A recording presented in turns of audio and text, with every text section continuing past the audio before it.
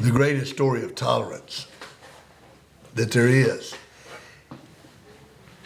In 1947, April the 15th, 1947, a young man played first base for the Brooklyn Dodgers. His name was Jackie Robinson. He was the first African American to ever play professional baseball. Was Jackie Robinson the best African American baseball player in the nation? No. Not even Branch Rickey, who owned the Brooklyn Dodgers. He knew that there were better African American baseball players. You had Satchel Paige, who ended up playing. You had several that were much better baseball players than Jackie Robinson. Why did he pick Jackie Robinson to break the color barrier? Today, you can go to any baseball park and there's one number that's retired of all the Major League Baseball teams. It's number 42. It's Jackie Robinson. He was the first African American baseball player. Well, what was the one quality that Jackie Robinson had to have? Tolerance. He was spit on, cussed. It was absolutely amazing under the guise of Christianity or under the guise of whatever.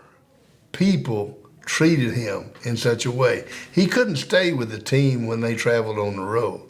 He had to stay at a different hotel. I mean, there were stories and stories and stories, but the one quality that he had was tolerance.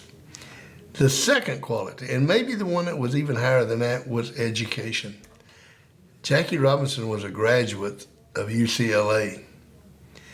Jackie Robinson was smart enough to know that the first time he swung back, the first time he yelled racial epithets back at them, the first time he reacted instead of responding, the first time he was intolerant was bad for his race.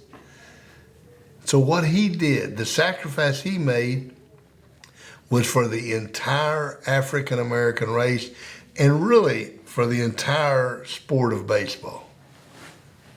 And because of Jackie Robinson, nobody even thinks about race today as far as baseball. Tolerance? You want to develop tolerance? Read the book about Jackie Robinson. Watch the movie on Jackie Robinson and see if you have that quality. See if you could be that tolerant. I coach so many young people, and so many young people would say, Coach, he said this, or he did this, and that's why I swung at him. And I said, boy, you would never be a Jackie Robinson. Because if that's all it took for you to make a fool of yourself on an athletic field is because somebody used a name against you, how many times do you think Jackie Robinson had to deal with that? You see, what happens is when you do that, people don't say, John did that. They say that, and they follow it with a color, a gender, a race, a religion, he did it.